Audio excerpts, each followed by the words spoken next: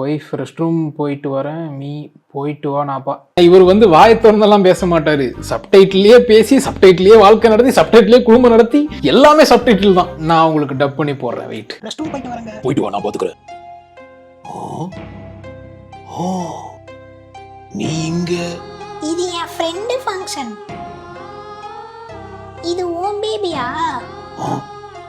Can I carry your baby? உனக்கு marriage ஆச்சா? இல்ல.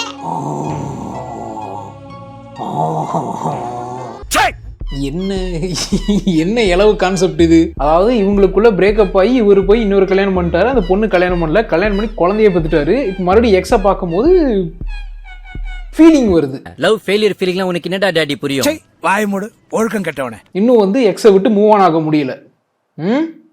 ஆனா மூணு வந்து குழந்தை மட்டும் பெத்துக்கிட்ட நீ. இது ஒரு கான்செப்ட், இது ஒரு காதல்.